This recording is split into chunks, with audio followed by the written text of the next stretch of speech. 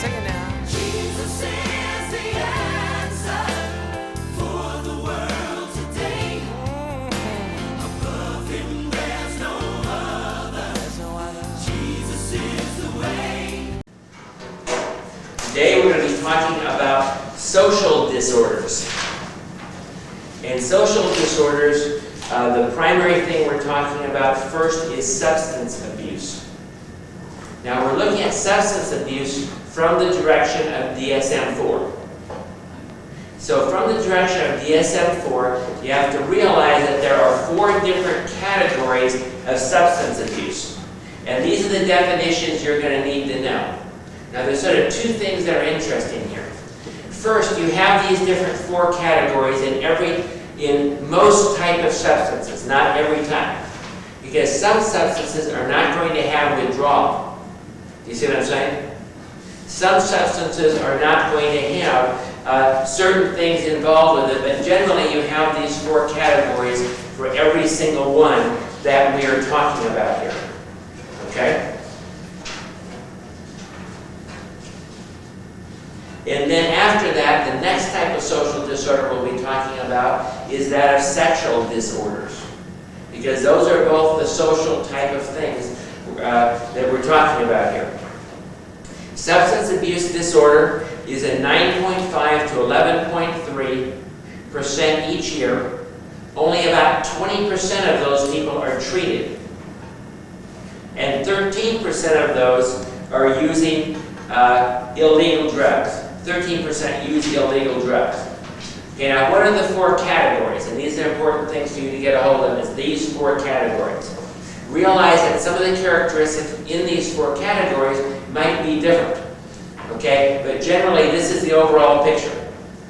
First we have what is called substance dependence. Now an important thing to remember here is that these are DSM-4 criteria, and the way DSM-4 looks at it. The reason I'm saying that is we have all sorts of words in our society that we use. What you're not going to hear here is the word addiction.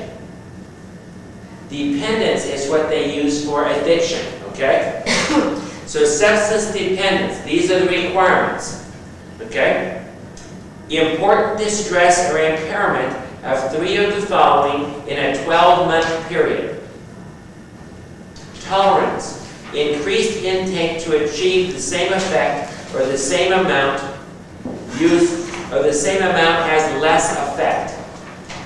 Now, which things are going to have tolerance and which things aren't? Well, generally, if they chemically affect your body some way, they're going to have tolerance, aren't they? What is not really included in this? The kind of addictions that we deal with that we call process addictions, or we call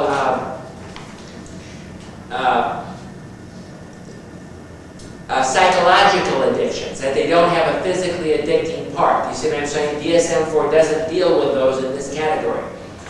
These are substance addictions, so that it's assuming all of them are going to have tolerance. Withdrawal symptoms or substance used to avoid withdrawal.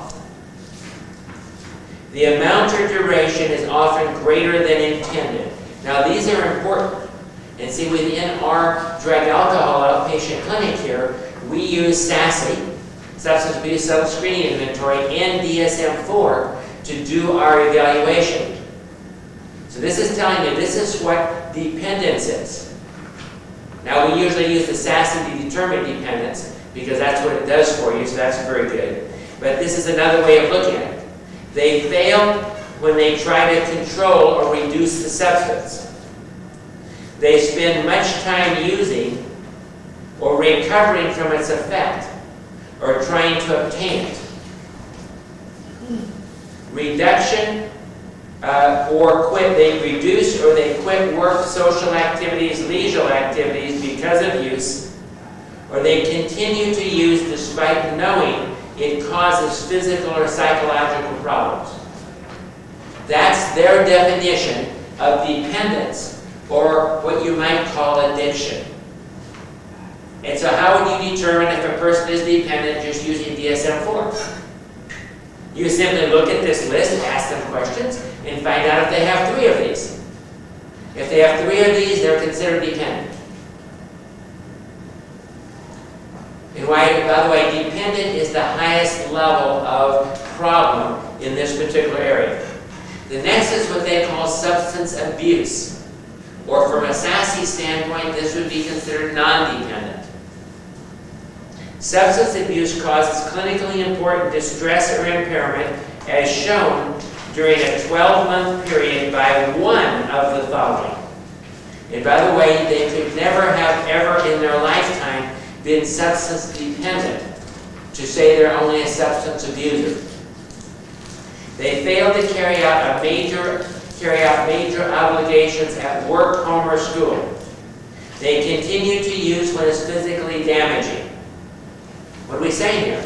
If the doctor says, if you continue to smoke, it's going to kill you. What is that? Substance abuse. Even if they're not addicted to it, even if they're not dependent on it. The patient has legal problems resulting from substance abuse. What does that mean? Every person that gets a DUI would be categorized as substance abuse, wouldn't they? Use after knowing it has caused or will worsen social or interpersonal problems. When the wife says, I will leave you if you continue drinking, and they continue drinking, what is that from DSM-4? Substance abuse. Then we have substance intoxication. The word intoxication means poisoning. Okay, at what point, by the way, if we thought about it, do you ever think about it? If you get intoxicated on alcohol, you are poisoning yourself. The patient develops reversible, notice these are reversible syndrome. Syndromes are specified for that substance. In other words, there might be different ones for different substances, okay? Due to recent use of that substance that affects the central nervous system. So here we're only dealing with substances that affect the central nervous system. Shortly after use, develops maladaptive, clinically important behavior or psychological changes. And this is not the result of a medical or a mental disorder. See, this is pretty general, right? But in your book, in DSM-4, you're going to have a specific one. And we'll look at some of those in a little bit. For intoxication for alcohol, intoxication for amphetamines, intoxication for opiates, and so on and so forth. And that's where you're going to get the exact criteria. And then we have substance withdrawal. Substance withdrawal is a sign of physical dependence. A syndrome, again, that's a cluster of symptoms particular to that particular problem, specific to a substance, develops when someone who is used to taking the substance for a long time suddenly stops or reduces the intake. Yes.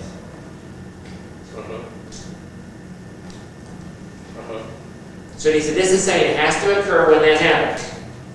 Okay, the syndrome causes clinically important distress or impairs work, social, or other functioning.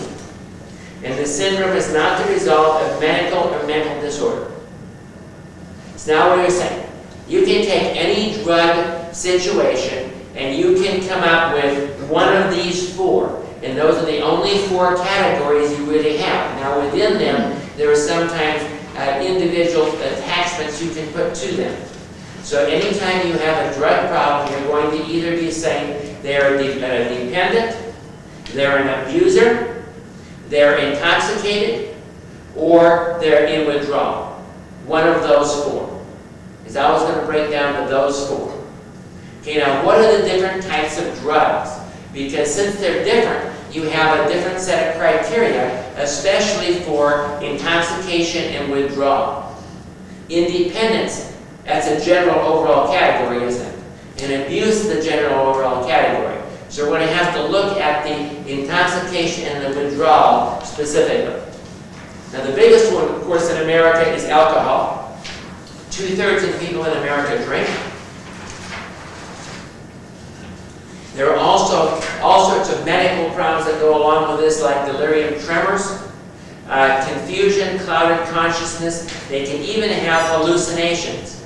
And there's even something called alcohol-induced psychotic behavior. Now, why am I telling you that? So to get somebody in there that comes into you and they're having psychotic behavior. Psychotic means they're in unreality. You don't jump to the conclusion they're just schizophrenic, right? They may have been using amphetamines, or in this case, using too much alcohol. So you can have these other symptoms that are caused by they're all called substance-induced psychotic behavior, as an example. Anti-anxiety drugs. Okay, and by the way, what we're talking about here are what are called depressants. Okay, we have different categories. These are the depressants. The alcohol, the anti-anxiety drugs, this is about 1% of the population. These are the benzodiazepines. That's like Valium, Xanax, Librium, those kind of drugs. Okay, and then we have the barbiturates. Barbiturates act just like alcohol. They're the most dangerous in withdrawal because they include convulsions. A lethal dose remains constant while they have tolerance. What am I saying? I'm saying, see, tolerance says you can't get the same effect, right? So like you have to use a certain amount of the drug to get your buzz. Well, guess what? In barbiturates, the lethal dose doesn't change, but the amount you have to use does. So what happens? Here's the lethal dose. Here's the amount you have to use. Every time you use it, you have to use more. What's happening to the difference? You're getting closer to killing yourself. You're getting closer to overdosing, and you have to take more, but the lethal line doesn't change. That's why a lot of people die of overdoses to barbiturates. And later on, we're going to see that's one of the real biggies here of people dying. And a lot of the famous people you know who have died to drugs died trying to use uppers and downers at the same time. And that's the reason that barbiturates are very dangerous. And they have the greatest withdrawal problems and so on of a lot of stuff. Then you have opiates. About 1% are addicted to opiates. This is heroin, morphine, codeine. Opiates affect the endorphins. In fact, the first endorphin receptors they found were the opiate receptor. And the endorphin is that high that you get. And they affect. Intoxication includes euphoria leading to apathy, depression, or anxiety, speeded up or slowed down motor activity, impaired judgment, work or social functioning. One of the things here to look for is constricted pupils. And so in an opiate, the pupil goes down in size. They have a little dot in the middle of their eye that's black. Guess what you might think about?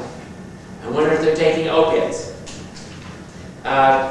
One or more, sleeping or coma, slurred speech, impaired memory or attention.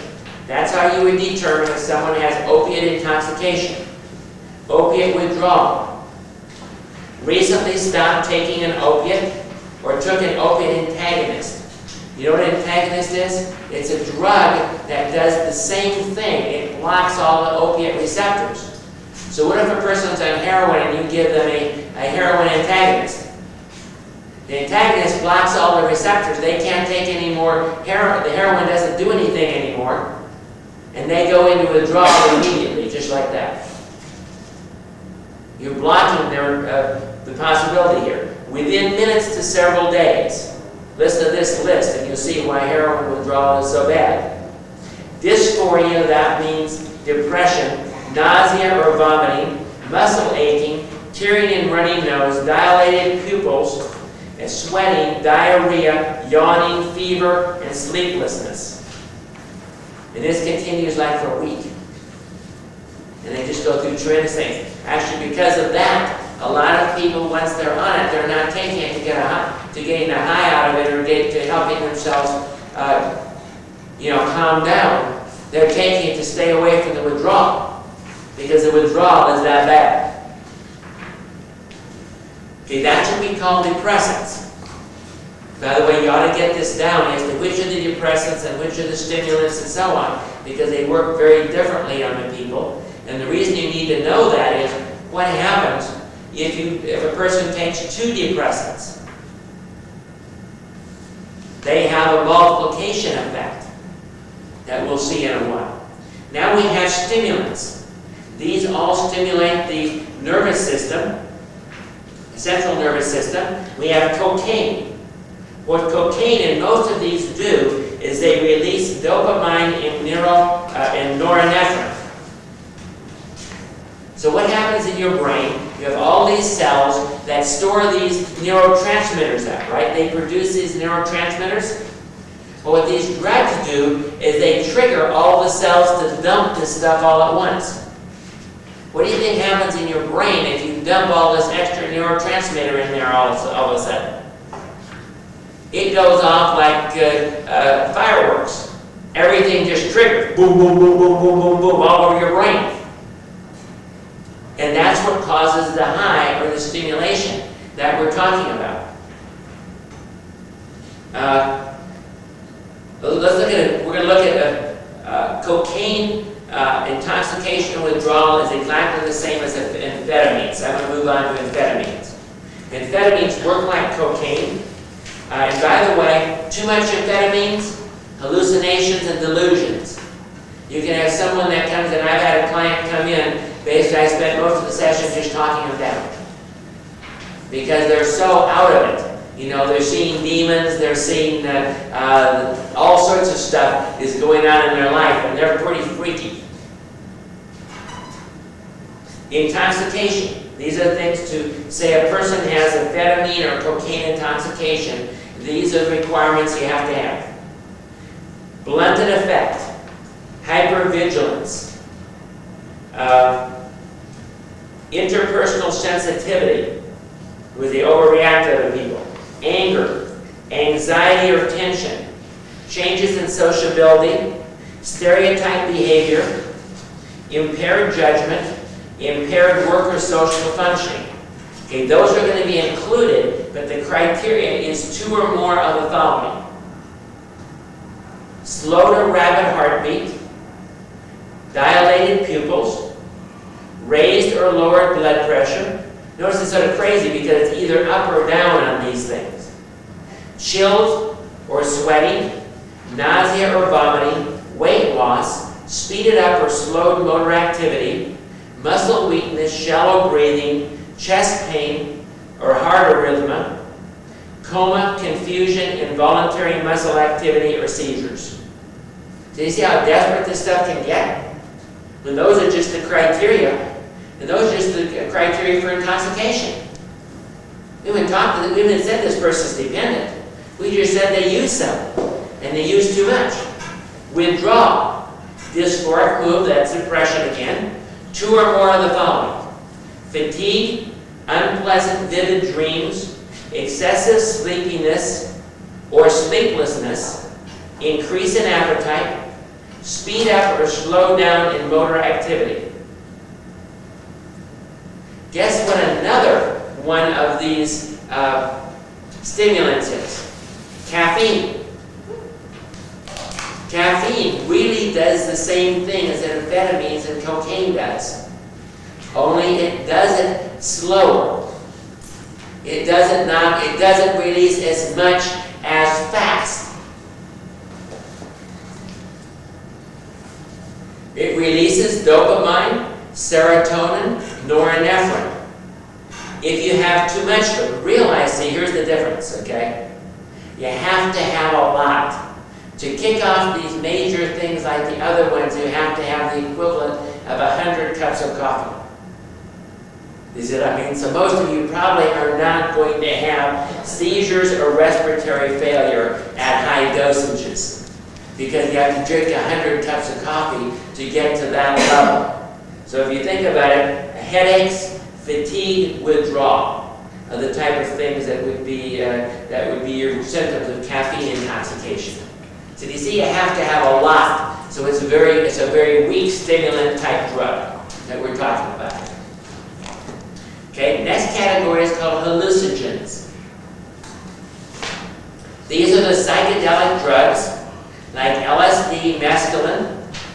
Now one of the most usual ones right now, and the strongest one in our society right now, is MDMA, which is called ecstasy.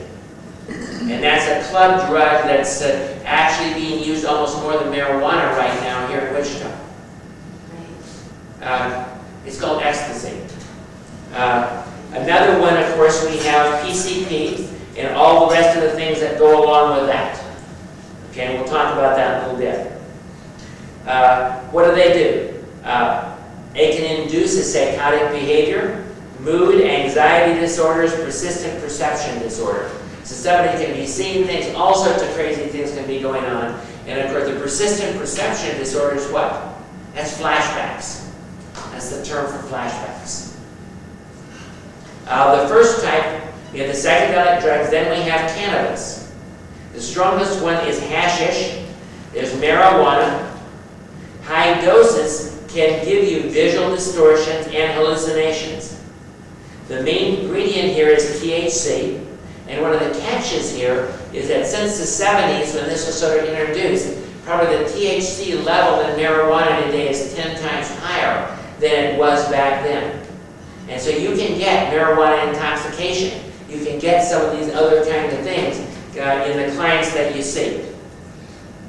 And now our intoxication criteria is going to be very different from the ones we just saw for amphetamines and other things like that. They induce motor performance deficits, anxiety, euphoria, impaired judgment, social withdrawal, a sensation that time has slowed down, and at least two of the following: red eyes, increase in appetite, dry mouth, rapid heart rate. Another type that fits into this category is called inhalants. Inhalant intoxication. What are we talking about here again? Gasoline, toluene, glue, all of these, but they have very different characteristics. Like a Parkinson's disease type of a shake, loss of vision, ataxia, paralysis of the face. What are you doing? You're blowing and destroying millions of your brain cells. You're basically killing yourself slowly because you deprive yourself of oxygen. That's what these things do. They include apathy, assaultiveness, impaired judgment, and of work or social activities. Two of the following: dizziness, nystagmus, poor condition, poor coordination, slurring of speech, unsteady walking, lethargy, diminished reflexes, slowed psychomotor activity, tremors, general muscle weakness, blurred or double vision, stupor or coma, euphoria. So you only have to have two of those to say a person has inhalant intoxication. Okay, now where we really get into trouble is when we combine these substances. First, we have what's called cross-tolerance. Now, cross-tolerance is actually a good thing. Cross-tolerance means there are two drugs and they both create the same tolerance. What does that help us to do? Well, if a person's in withdrawal, you can give them a drug that isn't so bad that will help them in withdrawal. The real problem we have is the synergistic effect. The synergistic effect means we take two drugs that do basically the same thing, they multiply the effect. And that's where a lot of people overdose and they don't really realize it. In other words, you can take a normal level of barbiturate, as an example, and a normal level of alcohol and die. Very usual. A person's out drinking, they come home, they have barbiturates for sleeping pills, and they can kill themselves. Because they multiply, they come together and they do more, and they might stop the heart. So that's the kind of thing we're talking about. People are mixing drugs. So we have a poly drug user. Guess what? They're throwing all this stuff together. It has all sorts of interesting effects. There's another thing called the antagonistic effect. Stimulants can interfere with the liver's disposal of barbiturates.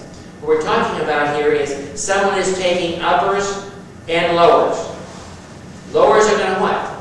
Depress them. So then what do they do? They don't want to feel depressed, so they take one of the stimulants. So those go up. Why is that a problem?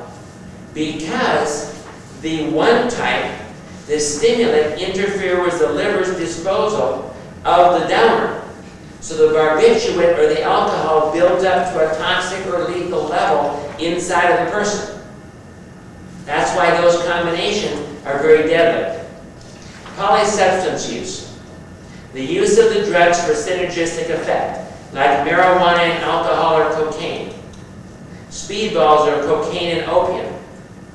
And those combinations are responsible for most of the famous deaths of some of the great musicians and so on that have died, including Elvis Presley. He was taking uppers and downers, and it got out of control, and that's what killed him. Polysubstance abuse. Think of this if you get a polysubstance user. It requires 6 months of use of 3 or more substances that are used at once. And those substances don't include cocaine or caffeine.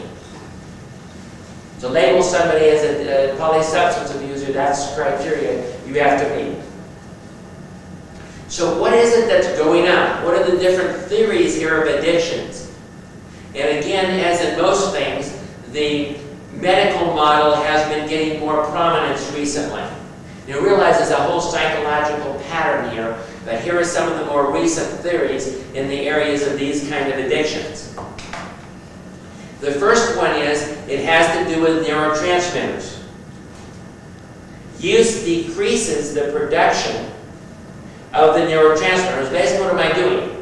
I'm using one of these drugs and flooding the system, say, with dopamine and norepinephrine. Okay, that'd be a stimulant, wouldn't it? Well, what does the body do to that? The body says, I've got plenty of norepinephrine and plenty of dopamine. I don't need to produce more. So the body compensates the other way for the drugs that the person's using. So now how do they feel? More depressed. So now what do they need? Something to kick off more neurotransmitter. And so there's actually a physical effect here where the body is adapting and going the opposite direction. Again, you can't ever get something for nothing. You're putting a drug in there, it's kicking off more, so the body's shutting down its system producing a drug. So now what do you need? The drug. Do you see how tolerance works? And so it's one of these vicious cycles that you get yourself in, even on a physical level, if we didn't have the whole psychological shame and all the other level that deals with this stuff. The opiates do the same thing with the endorphins. Remember I said there is an endorphin receptor that's the size of the opiate. That's why it works that way. And now what we have is we have the antagonist, and we can fill all those and stop the person from doing it. But what does the body do? Well, it kicks down the sensitivity of the endorphin. So now it takes more things filling more receptors to get the same pleasure that you had before, and you can never get the same thing back again. So now when you stop using it, what happens? Your level of pleasure is clear down here. So physically, that's what we call about the physical addictive type of a thing. Physically, you're really doing yourself in using these drugs because your body adapts and your body goes exactly the opposite way from the direction that you're trying to take it. THC reduces that. What's THC? Remember, that's the primary drug within marijuana and hashish and so on. Reduces the body's equivalent of something called anandamide, antidote or something. I'm not sure how to pronounce that. But again, it does the same thing. What it's triggering, the body compensates for, And so it gets less, so you need more of the thing. So there's a whole physical cycle here. Of course, we also have to tie in the emptiness or the empty love tank idea, the codependency, all of that kind of stuff. We have to tie in reinforcers. You know, basically you do something, you get a positive effect, you want to do more of it. Mood medication. 50% of cocaine users meet the criteria for depression. So they're depressed. Pleasure leads to avoiding withdrawal. And basically they don't want to hurt so bad, so they keep using it for that reason.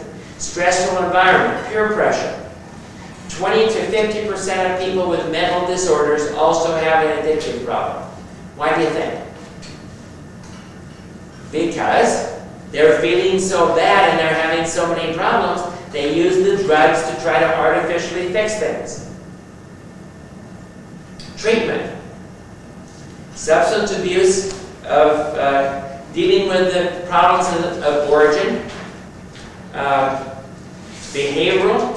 You can use aversive stimulus, covert sensitization, biological detox, antagonistic drugs. There are more drugs. They have one coming out now that's going to possibly reduce the desire for alcohol. We have antabuse. Antabuse is used for alcohol. It makes the person deathly sick if they take any alcohol. All those things can help to a certain degree, but of course then we have a 12-step program, other things like that. But what is the first thing you're going to have to do to help somebody that's on these drugs? Get them dry. Yeah, get them dry. Deal with the withdrawal, because otherwise what do we have going? You have this physical cycle we're talking about, where the body is adapted. Until you get them back to the body operating normally, the psychological part of it isn't hardly even a factor yet. You see what I'm saying? Because you have them physically addicted. And you have to get them off the physical addiction, and then you can work on the reasons they got into this stuff in the first place and the stuff underneath. You see the picture? Remember, this is a DSM-4 medical model picture of addictions. But this is how you would determine what kind of a DSM-4 code or diagnosis you would give somebody. It'd be one of those 4 categories within these different drug areas. So there are different numbers. You see what I'm saying? It's cocaine addiction is different than amphetamine addiction as to the diagnosis. So you have to determine what drugs they're using, which is different from polysubstance addiction. Okay? Or in this case, dependence. They don't use the term addiction, as I said. But at least it gives us a clear set of terminology to use for what you're dealing with. And realize something else. You're not going to give the person intoxication, as an example, if they're dependent, are you? You're going to give them the higher level one. You'll give them the dependence. Or if they're an abuser, if they have a level. So we have different levels here. Let's look at the next section now, which are the sexual or gender identity disorders. This again is part of the social disorders. Going to a whole other chapter in DSM-4, whole another section here. And these are broken up into 5 different categories. Actually, we have a few others here that we have to look at, but I'll give them to you. The first is low sexual desire disorders. Okay, under those we have what's called hyperactive sexual desire disorder. That's 20 to 35% is the most commonly seen. Remember when we're saying hypo, that means what? Low. And then we have sexual aversion disorder. These are the people that don't feel sexual. These are the people that don't want anything to do with sex. Sex is normal. These are people that have too little.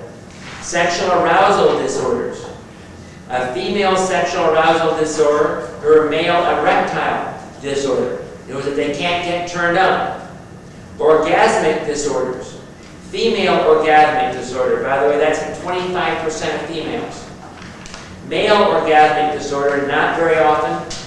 Premature ejaculation in males, 10 to 38%. Then we have sexual pain disorders.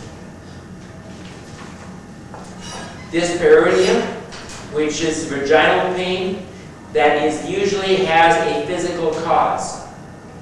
And vaginismus, which is vagina contractions for no physical cause. Then we have sexual dysfunction due to general medical condition, substance abuse sexual dysfunction, and sexual dysfunction not otherwise specified. So those are the breakdowns that you can have. Now realize within most of the other mental disorders, you can have sexual dysfunction, and you have to determine, is this primarily the sexual dysfunction, or is this the mental disorder that's causing the sexual dysfunction?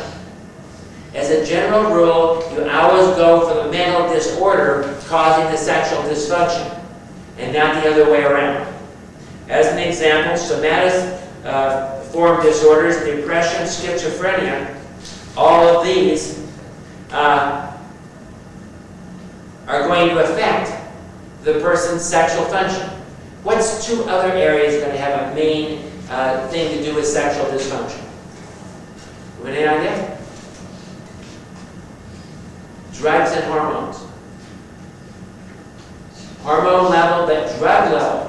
If you put a person on Prozac, what have you just done to them?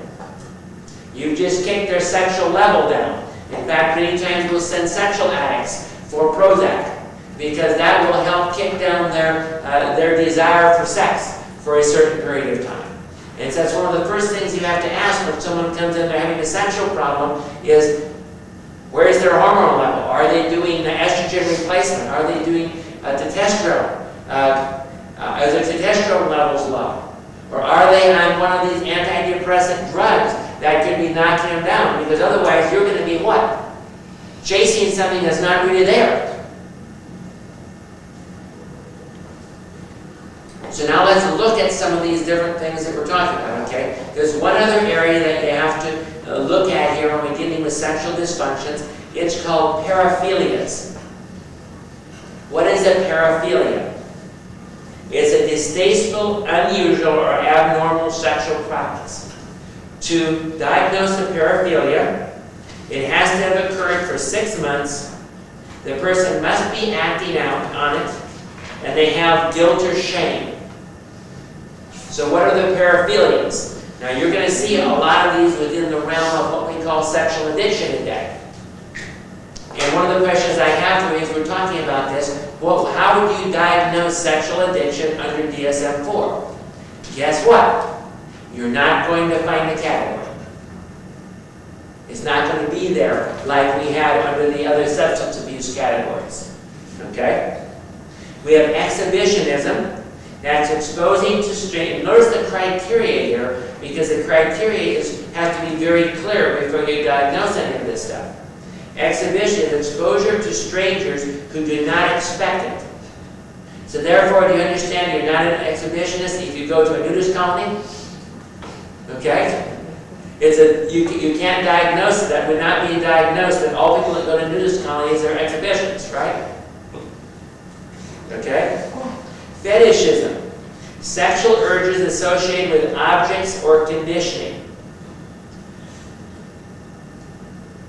F-R-O-T-T-E-U-R-I-S-M. Rubbing against a person without consent or fondling. Pedophilia. Sexual activity with children. Sexual masochism. I'll get my pronounced that right one of these days. Sexual urges related to being injured, bound, or humiliated. Usually begins in childhood. Sexual sadism. Sexual urges related to inflicting suffering or humiliation on someone. Usually they want to have full control. Pain gives a sense of power. Transvestic fetishism.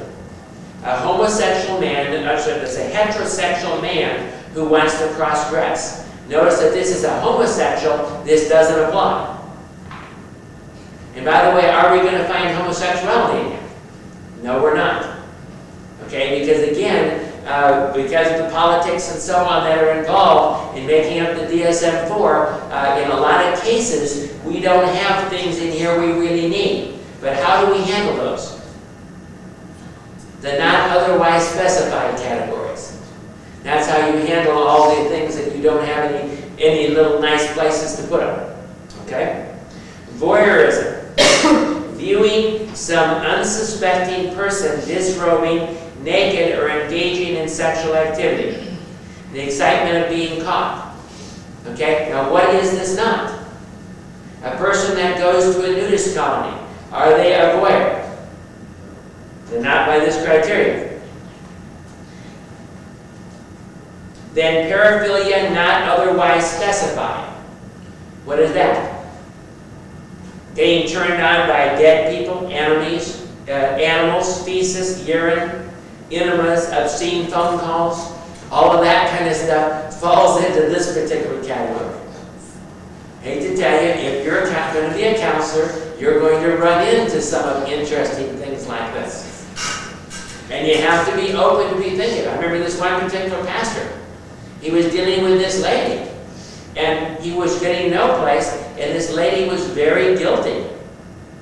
And the Holy Spirit just spoke to her. And I'm glad he was right, because I don't know if I have enough guts to do this. He just said to the lady, "You're having sex with your dog, aren't